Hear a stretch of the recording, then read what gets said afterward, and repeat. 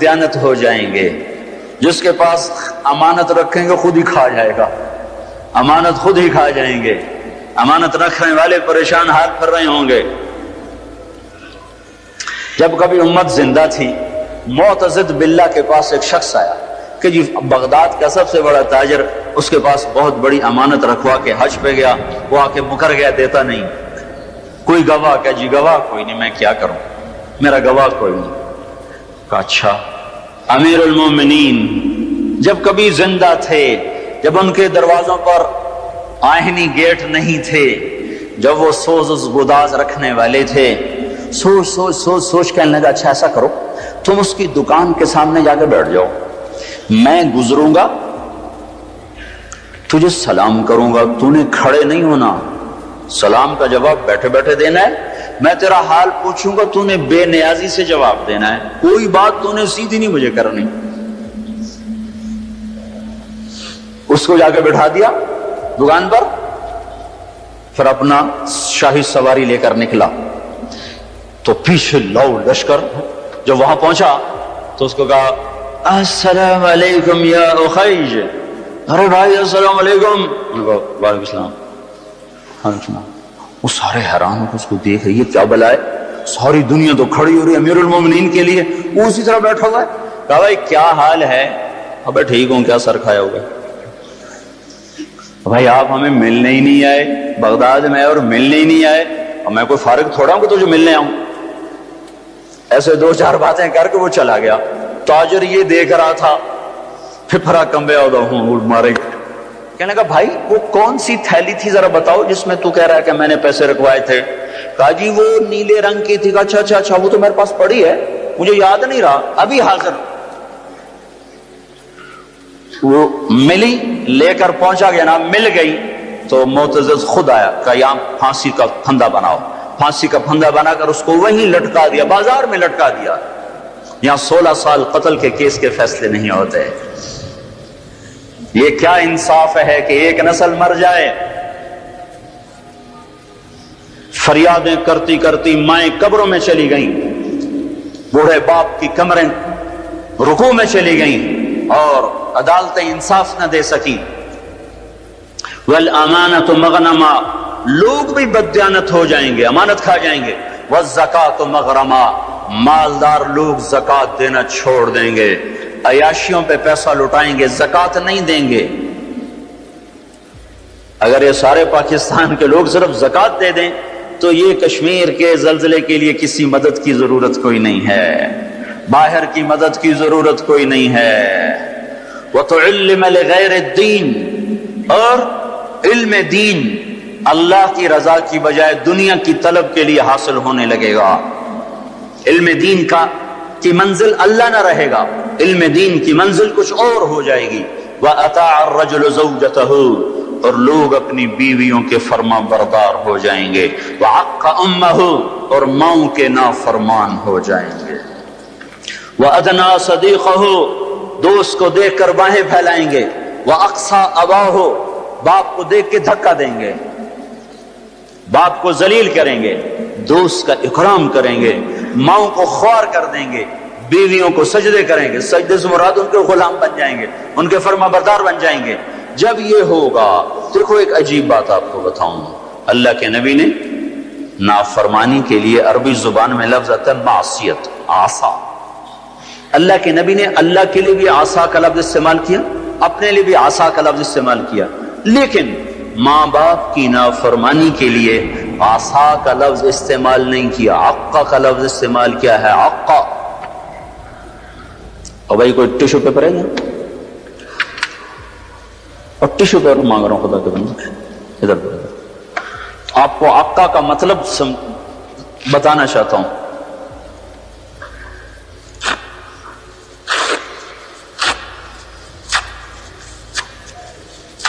اس کو آپ کو جوڑ سکتا ہے؟ یہ پرزے ہو چکی ہے چیز. اس کو عربی زبان میں عقا کہتے ہیں, حقوق کہتے ہیں, حقوق. تو اللہ کے نبی یہ بتا رہے ہیں جو ماں باپ کا نافرمان ہوتا ہے اس پہ غضب کے سوا, اللہ کے نبی نے فرمایا جس نے ماں باپ کو تنگ کیا اس پہ اللہ کی لعنت, اس پہ فرشتوں کی لعنت، اس پہ زمین آسمان کی لعنت، اس کی نہ نماز قبول ہے، نہ روزہ قبول ہے، نہ حج قبول ہے۔ اسلام آباد بھرا پڑا ہے ماؤں کی ہائے ہے، باپ کے آنسو ہیں، اولاد کو فرصت کوئی نہیں۔ پنڈی بھرا پڑا ہے، پاکستان بھرا پڑا ہے،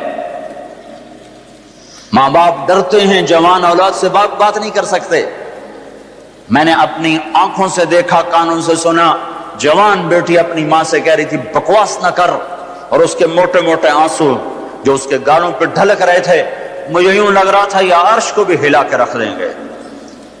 اور ایک بیٹا اپنے باپ کا گریبان پکڑ کے کہہ رہا تھا تو آج تائیں میرے واسطے کی کیتا ہے۔ بیٹا باپ سے کہہ رہا تھا، انہی کانوں سے میں نے خود سنا ہے، کوئی میں روایت نہیں کر رہا ہوں، تو آج تائیں میرے واسطے کی کیتا ہے۔ جب اولاد یوں ہو، اور سنو، اللہ کے نبی سے پوچھا گیا قیامت کب آئے گی؟ قیامت تو آئے گی جب لوگ کافر ہوں گے، کوئی مسلمان زندہ نہیں ہوگا قیامت پر، سب کافر ہوں گے۔ تو آپ کہتے جب لوگ سارے کافر ہو جائیں گے قیامت آ جائے گی۔ شرک دنیا کا سب سے بڑا جرم ہے۔ تو آپ نے کہا اللہ ہی جانے کب آئے گی؟ تو جبریل نے کہا کوئی نشانی تو بتائیں، کوئی نشانی تو بتائیں۔ تو آپ نے فرمایا جب تم دیکھو کہ لوگ اپنی ماؤں سے نوکروں کی طرح سلوک کر رہے ہوں۔ کس سے قیامت کو جوڑا ہے؟ جب اسلام آباد پنڈی کے نوجوان اپنی ماؤں سے نوکروں کی طرح، باپ سے نوکروں کی طرح بات کریں، اور عرب کا بدو لمبی لمبی لمبی بلڈنگیں بنائے، تو سمجھو کہ قیامت کے نکارے پہ چوٹ پڑنے کا وقت آ چکا ہے۔ یہ سب کچھ ٹوٹنے والا ہے، ایسا ٹوٹے گا کہ کوئی رونے والا ہی نہ بچے گا۔ ماں باپ کی نافرمانی ہلاکت کا وہ سامان ہے کہ جہنم کی آگ بھی ان پر پلٹ پلٹ کے آئے گی۔ صحابی علقمہ رضی اللہ تعالیٰ عنہ، پیغام پہنچا یا رسول اللہ، بیوی کا، علقمہ موت کی حالت میں کلمہ نہیں پڑھا جا رہا، صحابی کا کلمہ رک چکا ہے جبکہ نبی خود زندہ موجود ہیں۔ تو آپ نے فوراً پوچھا ماں باپ میں کون زندہ ہے؟ کہا جی ماں زندہ ہے۔ کہا ناراض ہے؟ راضی؟ کہا جی ناراض ہے۔ تو آپ نے فوراً ان کی ماں کو بلوا کر کہا علقمہ کی اماں اب بیٹے کو معاف کر دے۔ کہا یا رسول اللہ نہ۔ آپ نے پوچھا تجھے اپنے بیٹے سے کیا شکایت ہے؟ کہ یا رسول اللہ مجھے اس کے دین کی کوئی شکایت نہیں، تہجد گزار، پرہیزگار، نمازی، مجھے صرف ایک شکایت ہے، جب بھی بولتا ہے میرا سینہ چیر کے رکھ دیتا ہے، جب بھی بولا مجھے ذلیل کر دیا، جب بھی بولا مجھے خوار کر دیا۔ تو آپ نے کہا اچھا معاف کر دو۔ کہ میرا دل، اس اماں کو پتہ بھی نہیں کہ بیٹا مر رہا ہے، وہ تو روٹ کے دوسرے گھر ہے۔ تو آپ نے کہا معاف کر دو۔ کہ میرا جی نہیں چاہتا یا رسول اللہ، میرا دل پھٹ چکا ہے۔ تو آپ نے کہا بلال لکڑیاں کٹھی کرو اور علقمہ کو آگ لگا دو۔ ہے اماں یہ کہاں سے سکے؟ کہ یا رسول اللہ آپ علقمہ کو کیوں جلائیں گے؟ کہ جب تو معاف نہیں کرے گی تو دوزخ کی آگ جلائے گی، وہ مر رہا ہے۔ کہ اچھا یا رسول اللہ میں معاف کرتی ہوں۔ ادھر منہ سے نکلا میں معاف کرتی ہوں، ادھر علقمہ کی زبان پہ کلمہ جاری ہو گیا۔ پھر ان کے جنازے میں شرکت فرمائی، خود جنازہ پڑھا کے پھر یہ بول بولا جو میں نے پہلے بتایا کہ جس نے ماں باپ کو تنگ کیا اس پہ اللہ کی لعنت، فرشتوں کی لعنت، زمین آسمان کی لعنت۔ وَأَتَى الرَّجُلُ زَوْجَتَهُ وَعَقَّ أُمَّهُ وَأَدْنَى صَدِيقَهُ وَأَقْصَى أَبَاهُ وَصَادَ الْقَبِيلَةَ فَاسِقُهُمْ۔ قبیلے کا سردار فاسق ہوگا، فاسق ہوگا۔ میرے بھائیو، قبیلے کی سرداریاں نافرمانوں کے، فساق کے ہاتھ میں، ظالموں کے ہاتھ میں۔ اور کیا ہوگا؟ وَكَانَ رَئِيسُ الْقَوْمِ أَرْذَلَهُمْ۔ حکومت نکمے انسانوں کے ہاتھ میں ہوگی، نااہل انسانوں کے ہاتھ میں ہوگی۔ اور کیا ہوگا؟ وَأُكْرِمَ الرَّجُلُ مَخَافَةَ شَرِّهِ۔ ایک دوسرے کو سلام بھی کریں گے، دل میں نفرت ہوگی، اس کے شر سے بچنے کا اندر میں ہوگا، اوپر سے یس سر یس سر یس سر، جناب جناب جناب جناب۔ صرف اس حدیث کا مصداق بتاؤں، ایک سیکٹری ریٹائر ہوا سیوال کے، اس نے بیٹے کی شادی کی، 5000 آدمیوں کے لیے کارڈ چھاپے گئے، ہم بھی مدعو تھے، تو دو ساتھی ہم نے بھیجے، جاؤ بھائی شرکت کر کے آؤ۔ تو انہوں نے آ کے واپس کارگزاری سنائی کہ وہ رسم ہے نا پیسے دینے کی دولہا کو، تو وہ ایک ساتھی نے ہمارے بتایا 2 آدمی بیٹھے تھے، ایک نے ایسے بٹوا نکالا اور پیسے نکالنے لگا، دوسرے نے کہا ریٹائر ہو گیا ہی، کہا پھر دفع کرو پھر دفع کرو۔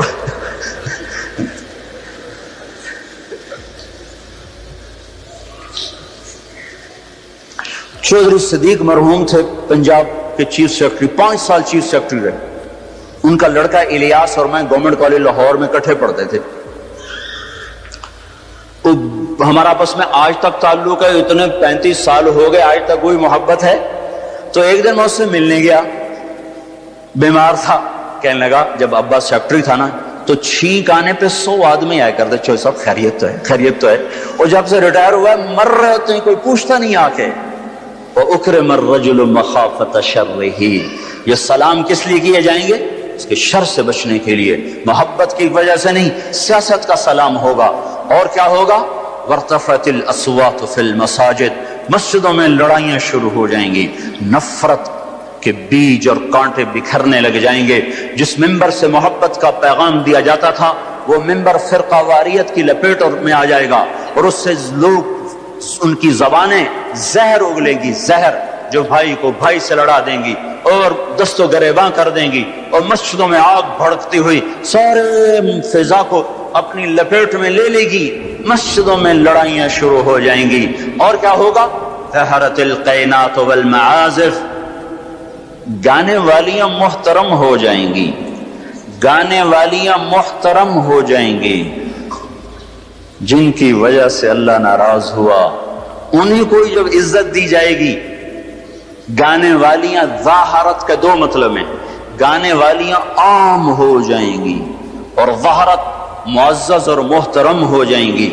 والمعازف، اور موسیقی کے آلات گھر گھر ہوں گے، کوئی گھر موسیقی سے بچا ہوا نہ ہوگا، کوئی گھر موسیقی سے بچا ہوا نہ ہوگا۔ وظہرت القینات والمعازف، گانے والیاں معزز، گانے والیاں محترم۔ محفل موسیقی کے کارڈ چھاپے جا رہے ہیں۔ میرے نبی نے کہا تھا وہ کیا دن ہوگا جب تم بھلائیاں مٹانے لگ جاؤ گے، برائیاں پھیلانے لگ جاؤ گے۔ تم آئے تو تھے بھلائی پھیلانے، برائی مٹانے، پر ایک وقت آئے گا تم الٹے ہو جاؤ گے، بھلائی کو مٹانے لگ جاؤ گے، برائی کو پھیلانے لگ جاؤ گے۔ تو آپ نے فرمایا گانے والیاں عام اور گانا گھر گھر۔ یاد رکھو جو قوم موسیقی میں ڈوب جائے انہیں ہلاکت سے کوئی نہیں بچا سکتا۔ مشرق اور مغرب اللہ کی پکڑ میں آنے والے، میں آپ کو بتا رہا ہوں، میں نجومی اور کاہن نہیں ہوں، پر میری زندگی کا کچھ عرصہ اللہ کی کتاب کے ساتھ گزرا ہے۔ میں تمہیں بتا رہا ہوں مشرق اور مغرب پر آنے والا ہے، آنے والا ہے یہ اللہ، وہ اللہ، وہ بے نیاز اور صمد اللہ، حیاؤں والا اللہ، کفر کو مہلت دیتا آیا، شرک کو مہلت دیتا آیا، بت پرستی کو مہلت دیتا آیا۔ نہیں مہلت دی تو بے حیائی کو نہیں دی۔ جب قومیں بے حیا ہوئیں اور ناچ گانا عزت بن گیا، زنا فیشن بن گیا، عورتیں کپڑوں سے باہر آ گئیں، مرد آوارہ ہو گئے، تو پھر اللہ نے زمین کو ہلایا۔ اللہ نے بے حیاؤں کو مہلت ہمیشہ تھوڑی دی ہے۔ مشرق اور مغرب کے سر سے حیا کی چادر اتر چکی ہے، ان کی تو اتر گئی تھی، وہ ہماری بھی اتارنے کے چکر میں ہیں، ان کی تو اتر گئی تھی، وہ ہماری بھی اتارنے کے چکر میں ہیں۔ اور جس دن اللہ کا نظام چلے گا پھر اسے کوئی روک سکتا ہے؟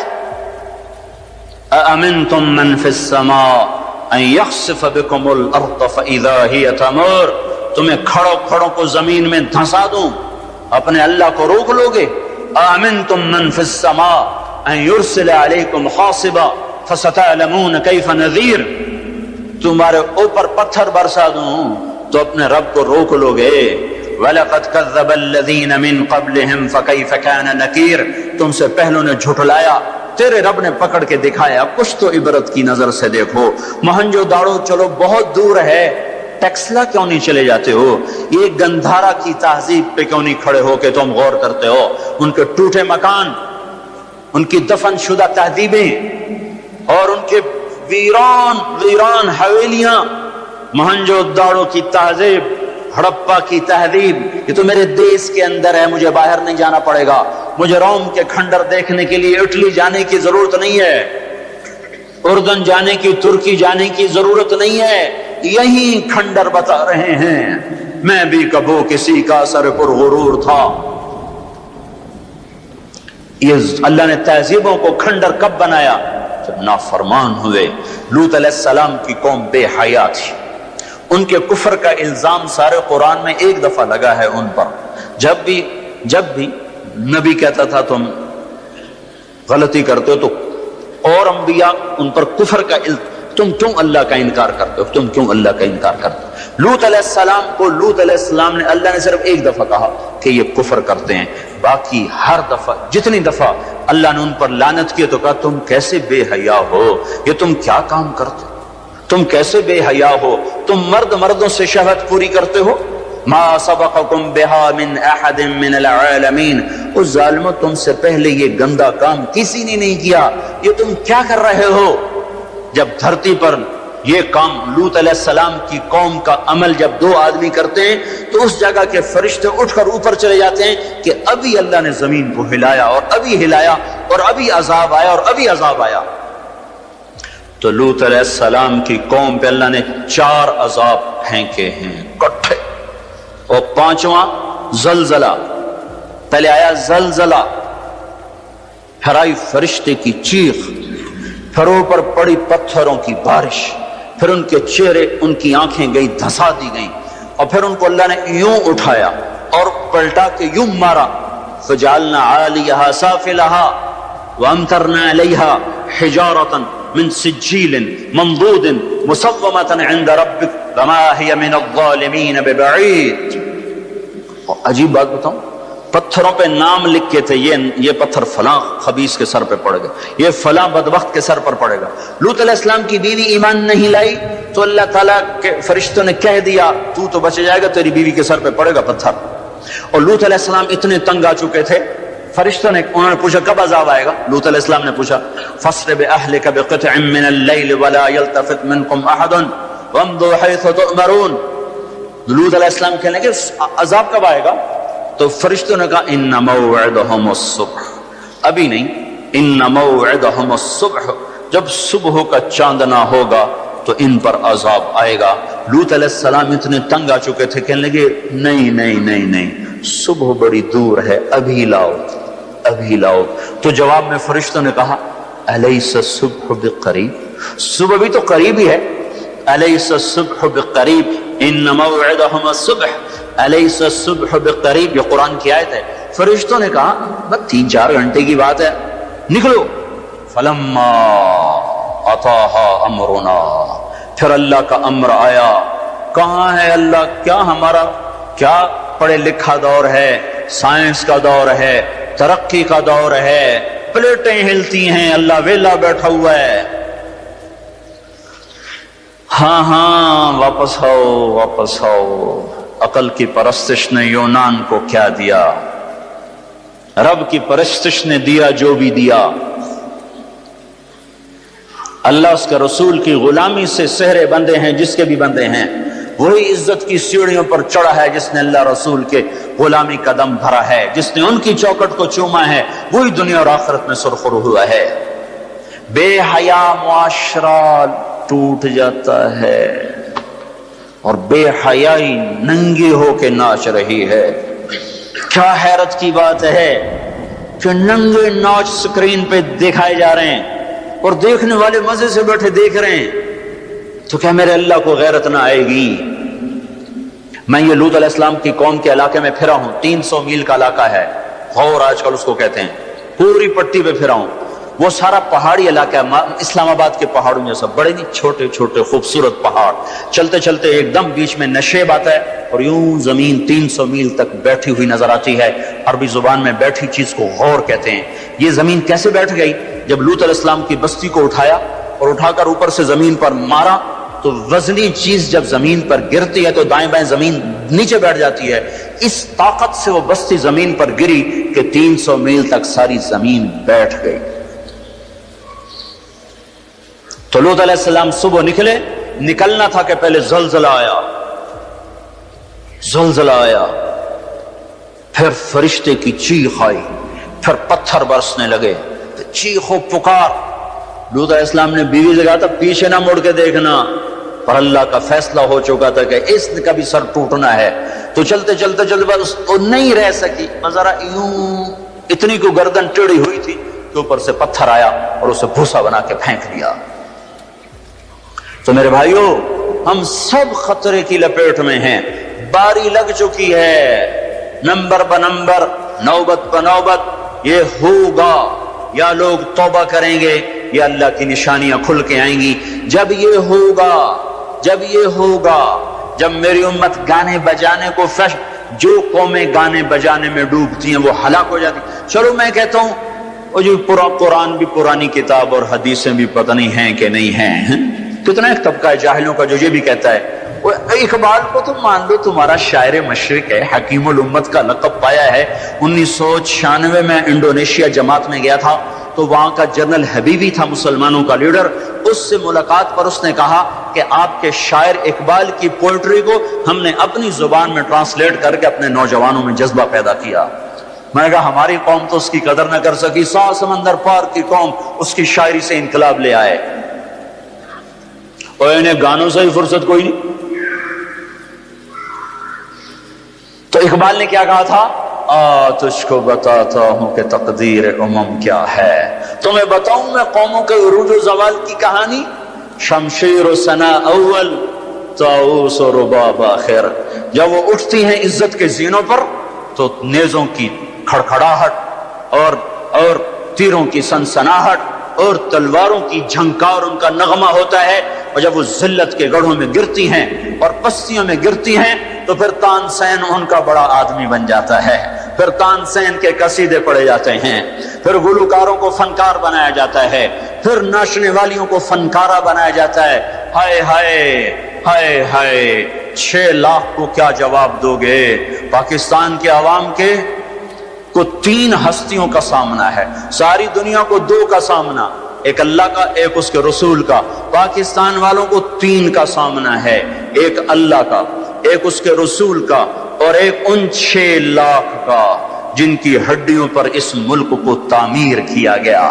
وہ معصوم بچے جو درختوں سے لٹکا کر سینے کے پار کیل کر دیے گئے, وہ عزت مآب بیٹیاں جو خاک و خون میں لوٹا دی گئیں, وہ نوجوان اور بوڑھے جن کی لاشوں سے ٹرینیں بھر بھر کر لاہور کے اسٹیشن پر آتی تھیں.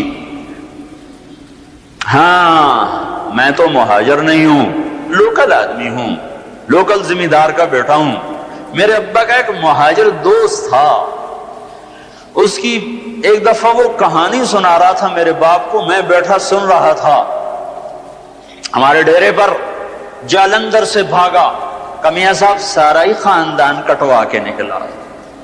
کیا خیال ہے, یہ 6 لاکھ تو ایسے پڑا ہے, اس سے زیادہ ہی ہوگا, یہ تمہارے گریبان پکڑیں گے. اسی لیے بنایا تھا ملک کے جگہ جگہ زنا کے اڈے کھل جائیں, شراب بکے, ناچ گانے کی محفلیں ہوں, ہمارے خون کی یہی قیمت ہے. ہائے, انسان ظالم ہے, بھول جاتا ہے. 50 کی دہائی میں پیدا ہونے والوں نے ان نوحوں کی تھوڑی بہت صدا باز گشت سنی ہوئی ہے. تمہیں کیا خبر کتنی جوانیاں رل گئیں, کتنی ماؤں, کتنی مائیں, کتنے بیٹے, کتنے باپ, کتنی بہنیں, کتنے سہاگ, کتنی جوانیاں اس بھٹی میں جل کے گل کے راکھ ہوئیں, پھر اس خطے کو وجود ملا. کہنے کہ میں رات کو چلتا تھا, دن کو چھپتا تھا کماد کے کھیت میں,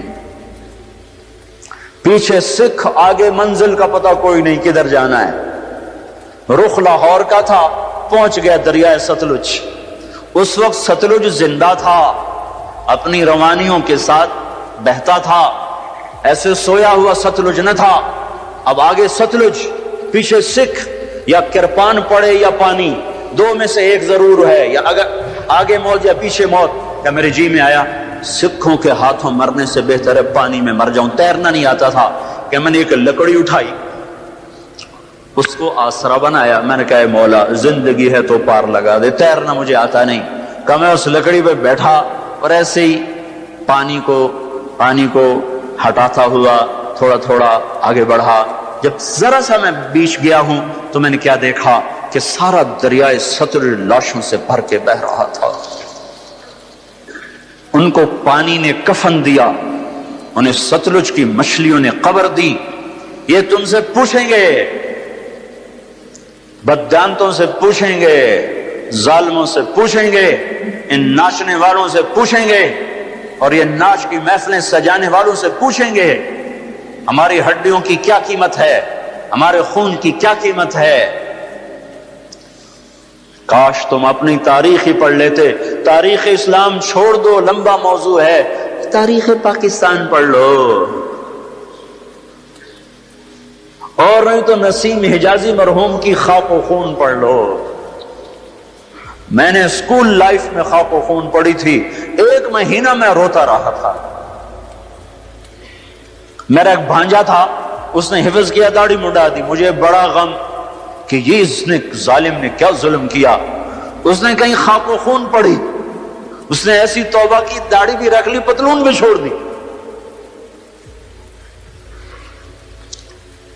اپنی تاریخ کو بھلا دینے والی قومیں بے نشاں ہو جاتی ہیں۔ وہ قافلہ ہوتا ہے پر جس کی کوئی منزل نہ رہے، وہ راہی ہوتے ہیں جنہیں راستوں کی سمت کا کچھ پتہ نہیں رہتا۔ کھانا پینا یہ زندگی ہے، ہم کسی کام کے لیے آئے ہیں۔ اور کیا ہوگا؟ وَلُبِسَ الْحَرِيرُ، مرد ریشم پہنیں گے۔ اور کیا ہوگا؟ وَشُرِبَتِ الْخُمُورُ، شراب پی جائے گی۔ اور کیا ہوگا؟ وَلَعَنَ آخِرُ هَذِهِ الْأُمَّةِ أَوَّلَهَا، اس امت کے آج کے لوگ پہلے لوگوں کو گالیاں بکیں گے، دیوانہ کہیں گے۔ اونٹوں کے لوگ تھے، پتھروں کے لوگ تھے، خچروں کے لوگ تھے، کھوتوں کے لوگ تھے، ہم راکٹ والے، ہم راکٹ والے۔ اور تمہارا نبی گدھے پہ سوار رہا ہے۔ سواری عزت کی چیز ہوتی تو میرے نبی کو اللہ براق ہر وقت حاضر کرتا۔ اللہ کے نبی کے 2 گدھے تھے، ایک کا نام عفیر تھا، ایک کا نام یعفور تھا۔ آپ کبھی اس پہ سوار ہوتے، کبھی اس پہ سوار ہوتے۔ پھر آپ نے خچر پر بھی سواری کی ہے، ایک کا نام دلدل تھا، ایک کا نام فضہ تھا۔ پھر آپ نے اونٹنی پر بھی سواری کی ہے، ایک کا نام عزبا تھا، ایک کا نام شہبا تھا، ایک کا نام جدعا تھا، ایک کا نام قصوا تھا۔ پھر آپ نے ایک اونٹ پر بھی سواری کی ہے، اس کا نام عسکر تھا۔ پھر آپ نے امت کے مالداروں کو بھی گنجائش دے دی، آپ نے گھوڑوں پر بھی سواری کی ہے، اور چھوٹے موٹے گھوڑے بڑے عالی شان۔ ایک گھوڑے کا نام ورد تھا، ایک کا نام یعصوب تھا، ایک کا نام یعبوب تھا، ایک کا نام مرتجل تھا، ایک کا نام سکب تھا، ایک کا نام سبحہ تھا، ایک کا نام لزاز تھا، ایک کا نام قراس تھا۔ یہ سارے حسین گھوڑے تھے جن پر آپ نے کبھی کبھی سواری فرمائی کہ اگر میری امت کا کوئی مالدار اچھی سواری رکھنا چاہے تو میں گنجائش دیتا جاؤں کہ میں صرف غریبوں کا نبی نہیں ہوں، مالداروں کا بھی نبی ہوں۔ یہ جب سب کچھ ہوگا، میں ساری کو ایک دفعہ دوبارہ دہراتا ہوں، عزت تو خزل فی ادولا، جب حکومت کے کارندے بددیانت ہو جائیں گے، خزانہ خود لوٹ لیں گے، والامانۃ مغنما، عوام بھی بددیانت ہو جائیں گے، امانت کھا جائیں گے، والزکاۃ مغرما، زکات دینے والے زکات دینا چھوڑ دیں گے، وتعلم لغیر الدین، علم دین دنیا کمانے کے لیے ہوگا، واطاع الرجل زوجتہ، لوگ بیویوں کے فرما بردار، واقع امہ، ماؤں کے نافرمان، وادنا صدیقہ، دوست کا استقبال، واقصى اباہ، باپ کو ذلیل و خوار کریں گے، وصاد القبیلۃ فاسقہم، قبیلے کا سردار فاسق، وکان رئیس القوم ارذلہم، حکومت نااہل انسانوں کے ہاتھ میں، واکرم الرجل مخافۃ شرہ، ایک دوسرے کو سلام کریں گے بیچ میں نفرتیں چھپا کر، اور ظہرت وارتفعت الاصوات فی المساجد، اور مسجدوں میں لڑائیاں شروع ہو جائیں گی، وظہرت القینات والمعازف، گانا بجانا عام ہوگا، گانے والیاں محترم ہوں گی، ولبس الحریر، اور ریشم پہنا جائے گا، وشربت الخمور، اور شراب پی جائے گی، ولانا آخر هذه الامت اولها، آج کے لوگ پچھلے لوگوں کو برا بھلا کہیں گے۔ جب یہ سب کچھ ہوگا تو پھر کچھ اور بھی ہوگا. وہ کیا ہوگا؟ فَلْيَرْتَكِبُوا عِنْدَ ذَلِكَ رِيحًا حَمْرَاءَ وَزَلْزَلَةً وَخَسْفًا وَقَذْفًا وَآيَاتٍ مُتَتَابِعَاتٍ. تو پھر میری امت انتظار کرے، ان پر ہوائیں پاگل بن کے جھپٹیں گی، ہواؤں کا رنگ سرخ ہو جائے گا، زمین زلزلوں پہ آ جائے گی، زمین میں دھنسا دیے جائیں گے، پتھر برسا دیے جائیں گے، اور اوپر نیچے عذاب کے دہانے کھل جائیں گے. جب تک توبہ نہ ہوگی یہ راستہ بند نہ ہوگا، یہ پکڑ بند نہ ہوگی. میرے بھائیوں، آپ سب کی میں منت کرتا ہوں، ہاتھ جوڑتا ہوں، اور اعتکاف والوں کا شکر گزار ہوں کہ انہوں نے اللہ کے غصے کو ٹھنڈا کرنے والا کام کیا. آپ سب سے بھی کہتا ہوں کہ ہم سب اللہ کے دربار میں جھک کر توبہ کریں. یہ توبہ کا وقت ہے.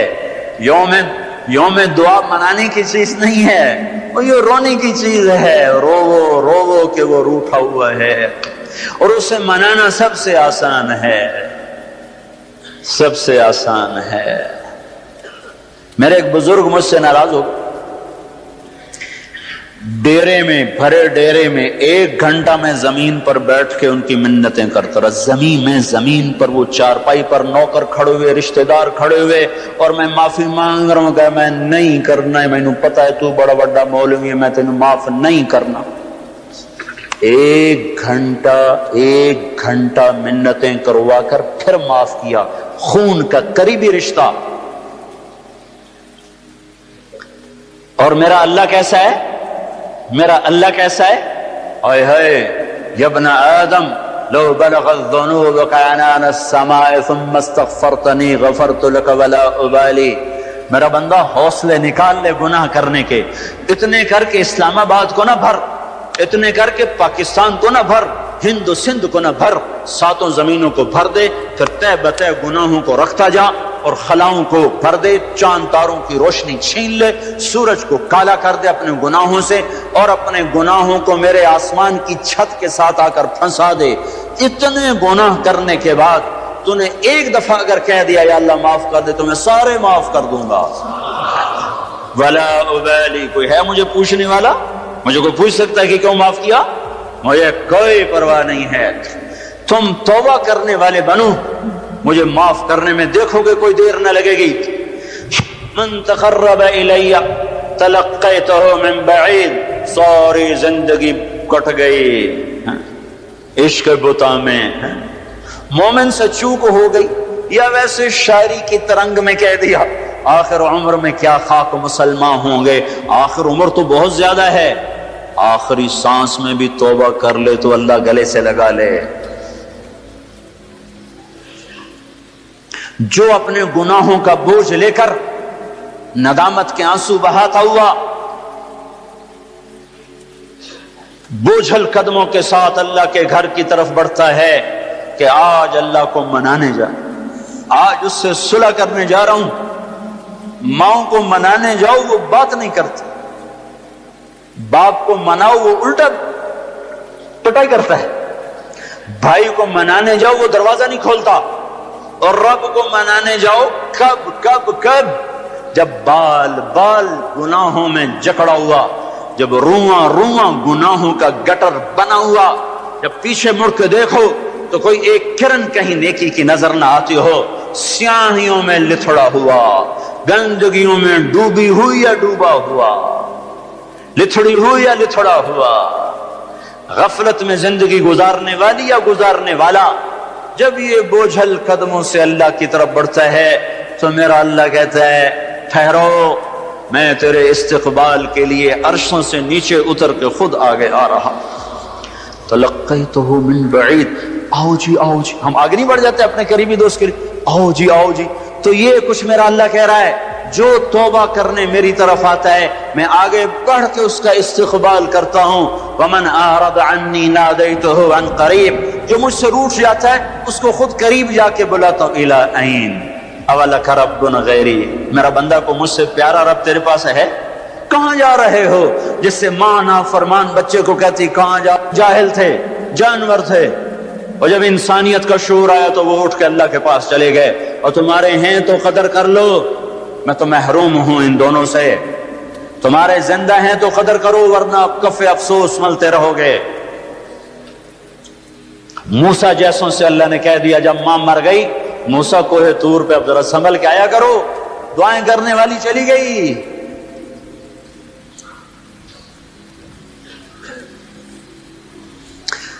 ہائے تو میرا اللہ کیا کہتا ہے کہ آؤ آؤ میں تیرا استقبال کرتا ہوں، آ جا۔ میرا بندہ کہاں جا رہا ہے؟ فَأَيْنَ تَذْهَبُونَ یا ایہا الانسان ما غرک بربک الکریم۔ کاش اس آیت کے اندر کا شہد میں آپ کو نکال کے دکھا سکتا، اس کے اندر میں اللہ کی محبت میں آپ کو دکھا سکتا کہ اللہ کیسے پکار رہا ہے، یا ایہا الانسان، او میرا بندہ، او میری بندی، کہاں جا رہے ہو؟ ما غرک بربک الکریم۔ اور کبھی رب بھی ظالم ہو سکتا ہے، تیری ماں تجھ پہ ظلم کر سکتی ہے، عین ممکن ہے کہ مائیں ظالم ہوں۔ خیزوران نے اپنا سگا بیٹا قتل کر دیا، ہارون رشید کی ماں خیزوران، مہدی کی بیوی، ہادی ہارون کی ماں، مہدی کے مزاج پہ سوار تھی۔ مہدی اس کے پیچھے بھی جیسے نور جہاں جہانگیر پہ چھا گئی، خیزوران مہدی پہ چھا گئی۔ جب وہ مر گیا تو ہادی خلیفہ بنا۔ انہوں نے کہا اماں اب گھر کے اندر بیٹھنا، باہر نہیں آنا، چار دیواری میں تیرا ہر حکم چلے گا، حکومت کے معاملات میں دخل نہیں دینا۔ رات سوتے کو ماں نے مروا دیا۔ مائیں تو یہ ظلم کرتی چلی آئی ہیں، پر تیرا رب ہرگز ہرگز ہرگز ہرگز ہرگز کبھی ظلم نہیں کر سکتا، کبھی ظلم نہیں کر سکتا، کبھی ظلم نہیں کر سکتا۔ یہ بچے کیوں مر گئے؟ یہ معصوم کیوں مر گئے؟ یہ پتھر کیوں ہل گئے؟ یا غریب لوگ تھے ان کو کیوں پکڑ لیا؟ اور مت کرو یہ باتیں، مت کرو یہ باتیں، ان سے توبہ کرو، توبہ کرو، توبہ کرو۔ میرے اللہ سے زیادہ مہربان کوئی نہیں ہے۔ جنت کوئی مفت کا سودا ہے۔ وَلَنَبْلُوَنَّكُمْ بِشَيْءٍ، میں نے تمہیں آزمانا ہے دکھ دے کر بھی، سکھ دے کر بھی۔ وَنَبْلُوكُمْ بِالشَّرِّ وَالْخَيْرِ فِتْنَةً، میں نے تمہیں آزمانا ہے راحت دے کر بھی، مصیبت دے کر بھی۔ مَا أَصَابَكُم مِّن مُّصِيبَةٍ فَبِمَا كَسَبَتْ أَيْدِيكُمْ، جو تم پر مصیبت آئی ہے تمہارے ہاتھوں کی کمائی ہے۔ یہاں عذاب کی طرف اشارہ ہے، یہاں عذاب کو بتایا جا رہا ہے۔ مَا أَصَابَكُم مِّن مُّصِيبَةٍ فَبِإِذْنِ اللَّهِ، تم پر جو مصیبت آئی ہے اللہ کے امر سے آئی ہے۔ یہاں امتحان کی طرف اشارہ ہے۔ سن رہے ہو؟ دو آیات آپ کو بتا رہا ہوں، دونوں کا مصداق الگ ہے۔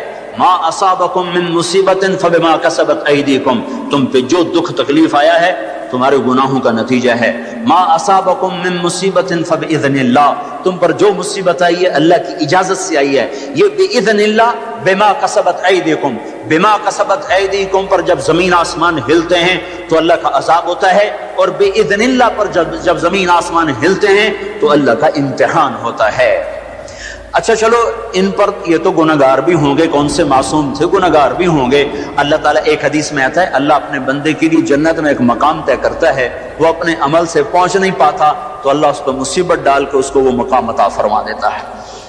اور اللہ تعالیٰ جنت میں جب مصیبت زدہ لوگوں کو بلائے گا، مصیبت والے آ جاؤ، اعلان ہوگا 8 اکتوبر کے زلزلے والے آ جاؤ۔ جب اللہ ان کو جنت کے درجات دے گا تو جو لوگ عافیت میں رہے ہوں گے وہ کہیں گے ہائے کاش دنیا میں ہمارے گوشت کینچیوں سے کاٹے جاتے اور ہمیں بھی یہ رتبہ مل جاتا۔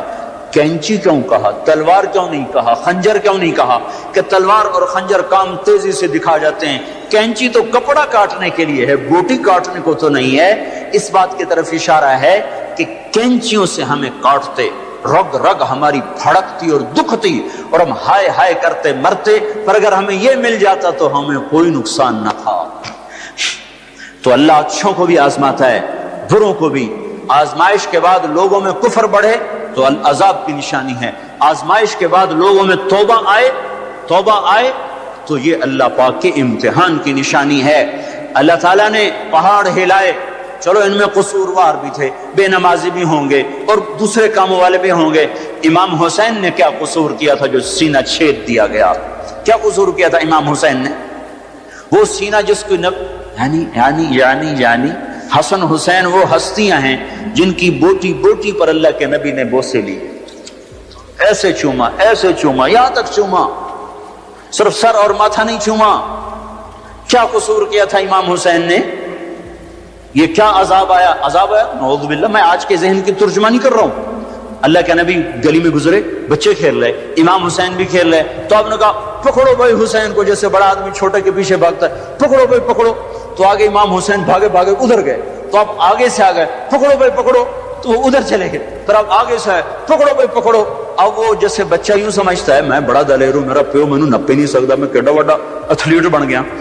تو وہ یہی کچھ امام حسین کر رہے تھے, کبھی ادھر ہوتے کبھی ادھر ہوتے. ہمارے نبی کبھی آگے ہوتے کبھی پیچھے ہوتے, یہاں تک کہ ان کو ایسے پکڑ کے اٹھایا اور ان کے ہونٹوں اور ماتھے کو چوما اور فرمایا حسین مجھ سے ہے, میں اس سے. اب اس کو کون سین, ہائے ہائے کیا تیر لگے ہیں, کیا تیر لگے ہیں, کیا تیر لگے ہیں. ادھر آ ستمگر ہنر آزما, تو تیر آزما ہم جگر آزمائیں. اور صرف حسین تھوڑا ہی شہید ہوئے, 16 آل رسول میں سے شہید ہو گئے. امام حسن کے بیٹے قاسم اس قافلے کے سب سے حسین نوجوان تھے. جب سارے جان نثار شہید ہو گئے تو پھر اہل بیت کی باری آئی, تو سب سے پہلے قاسم نے اپنی جان کا نذرانہ پیش کیا اور آ کر اپنے چچا کے سامنے کھڑے ہوئے. بیچ میں لوہے کی دیواریں, ان پر جو تلوار پڑی ہاتھ پر ہاتھ کٹ کے الگ ہوا, زمین پر گرا, ان کا یا عمّا ہے چچا. تو امام حسین کہاں پہنچتے, لوہے کو چیرتے چیرتے جب پہنچے تو ظلم اپنا کام دکھا چکا تھا, اور بیٹا بھتیجا آخری سانسوں میں ہچکیاں لے رہا تھا. تو اس کے سرانے کھڑے ہو کر کہا, قاسم میرے بیٹے, آج تیرے چچا کے دوست بڑے تھوڑے ہیں اور دشمن بڑے زیادہ ہیں. اللہ ناصرہ وکفر باطرہ, وہ کیا دن ہوگا جب اللہ کا رسول تیری طرف سے خود مدعی بن کے عدالت میں آئے گا.